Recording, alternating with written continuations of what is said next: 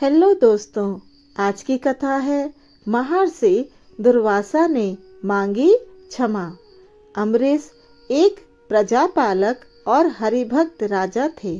उनकी रानी भी उन्हीं की भांति वैष्णव विचारों की पतिपरायण नारी थी। राजा नियमित रूप से यज्ञ आदि किया करते थे और एकादशी के दिन निर्जला व्रत रखकर द्वादशी को ब्राह्मण को गायें दान किया करते थे।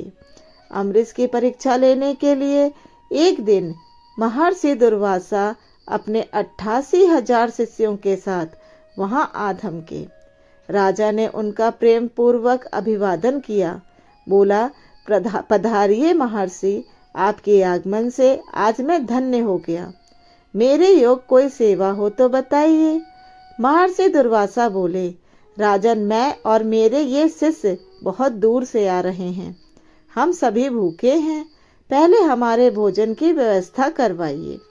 अवश्य महर्षि, आप लोग स्नान करके आइए, तब तक मैं आपके भोजन की व्यवस्था कराए देता हूँ।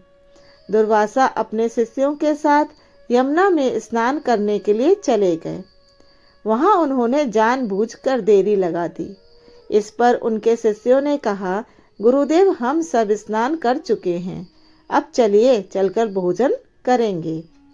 थोड़ी देर और ठहरो युवक, शायद वहां अभी भोजन की व्यवस्था पूरी ना हो पाई हो, दुर्वासा ने कहा। दुर्वासा और उनके शिष्यों को लौटने में देरी होते देख अम्बरीश सोचने लगे, कहीं ऐसा तो नहीं कि महर्षि ने मेरे यहाँ भोजन करने का अपना विचार बदल दिया हो। ये साधु संत रमते राम होते हैं। किसी अन्य जगह चले गए तो मेरा व्रत अधूरा रह जाएगा। जब बहुत समय व्यतीत हो गया और दुर्वासा अपने शिष्यों सहित वापस न लौटे तो अम्बरीश ने उनकी और प्रतीक्षा करना उचित न समझा। उन्होंने चरणामृत लेकर अपना व्रत खोल दिया और दैनिक कार्यों में व्यस्त हो गए। कुछ देर बाद दुर्वासा अपने शिष्यों सहित वापस लौटे और राजा से बोले, राजन, हम लोग स्नान ध्यान से निवृत्त हो चुके हैं। अब आप भोजन की व्यवस्था कराइए। भोजन तो तैयार है महर्षि, अम्बरीश बोले, लेकिन मुझसे एक अपराध हो गया है, उसकी क्षमा चाहता हूँ। किस अपराध की क्षमा चाहते हो राजन? महर्षि, मैंने बहुत समय तक आप लोगों के लौटने की प्रतीक्षा की, किंतु जब आप न आए तो यह सोचकर मैंने अपना व्रत खोल लिया कि शायद आप किसी अपने अन्य भक्त के यहाँ भोजन करने के लिए चले गए हैं। राजा ने विनीत स्वर में कहा। यह सुनकर महर्षि दुर्वासा गुस्से से आग बबूला हो गए।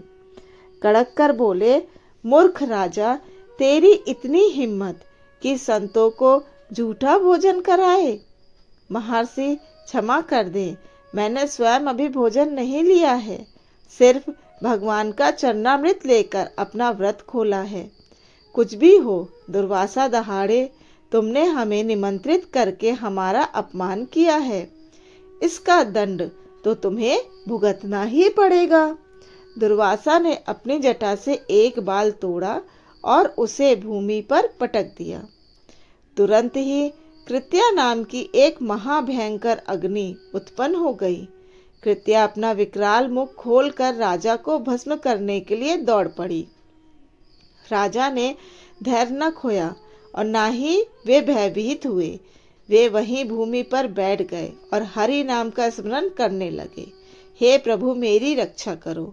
महर्षि दुर्वासा क्रोध के वशीभूत होकर मुझ निर्दोष को दंडित करने पर उतारू हैं।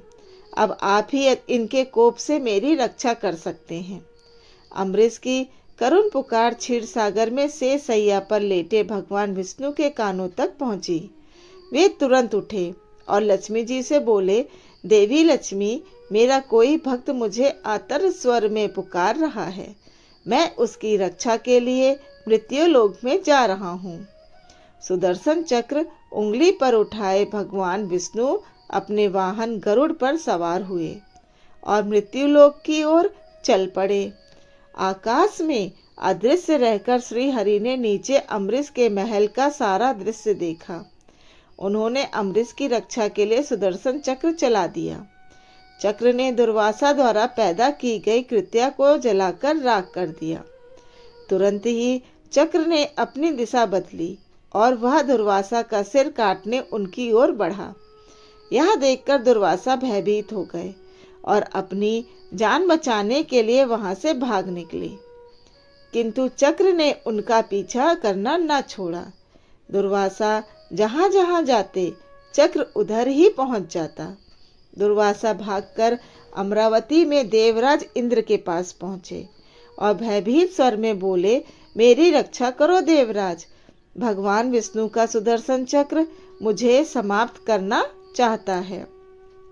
इस पर इंद्र ने कहा, मैं विवश हूँ महर्षि, भगवान विष्णु के सुदर्शन चक्र का सामना करने की मुझ में शक्ति नहीं है। उचित यही है कि आप पितामह ब्रह्मा की शरण में जाएं। दुर्वासा भागकर ब्रह्मलोक में पहुंचे और करबद्ध होकर ब्रह्मा जी से प्रार्थना की, पितामह, भगवान विष्णु का सुदर्शन चक्र मेरा पीछा कर रहा है, कृपया करके उस चक्र से मेरी रक्षा कीजिए। यह सुनकर प्रजापति ब्रह्मा ने कहा, क्षमा कीजिए महर्षि दुर्वासा, भगवान विष्णु के सुदर्शन चक्र से आपकी रक्षा कर पाना मेरे लिए असंभव है। आप भगवान विष्णु की शरण में ही जाइए, वहीं आपने चक्र को शांत कर सकते हैं। इस बार दुर्वासा भागकर विष्णु लोक में पहुंचे और श्री हरि से प्रार्थना की, रक्षा कीजिए देव, रक्षा कीजिए, मैं आपकी शरण में हूँ। यह सुनकर श्री हरि ने कहा, महर्षि, आपने अमृत जैसे धर्मपरायण व्यक्ति का घोर अपमान किया है। आपने तो क्रुद्ध होकर उसे मारने की ही सोच ली थी। आपके द्वारा उत्पन्न कृत्या उसे जीते जी समाप्त कर डालती, यदि मैं सुदर्शन चक्र से उसे भस्म न कर डालता। अब आपकी रक्षा अम्बरीश के पास जाकर और उससे अपने कृत्य की क्षमा मांगने पर ही हो सकती है, अन्यथा मेरा चक्र रुकेगा नहीं, वह अनंत काल तक आपको यूं ही दौड़ाता रहेगा। लज्जित और दुखी मन से दुर्वासा अम्बरीश के पास पहुंचे, उससे अपने कृत्य की क्षमा मांगी तो अम्बरीश ने सहज भाव से उन्हें क्षमा कर दिया। इतना ही नहीं, उसने अपने व्रत को ऋषि को भोजन कराने से पहले ही तोड़ देने पर ऋषि से क्षमा मांगी। फिर उसने सुदर्शन चक्र की आराधना की, जिससे शांत होकर वह पुनः भगवान विष्णु के पास लौट गया। तब दुर्वासा और उनके शिष्यों की सांस में सांस आई। फिर अम्बरीश द्वारा कराए भोजन को खाकर दुर्वासा और उनके सभी शिष्य वापस लौट गए। तभी तो कहा गया है कि भक्ति में बहुत शक्ति होती है। भक्त के प्रेम में फंसकर भगवान स्वयं उसके पास दौड़े दौड़े चले आते हैं। धन्यवाद।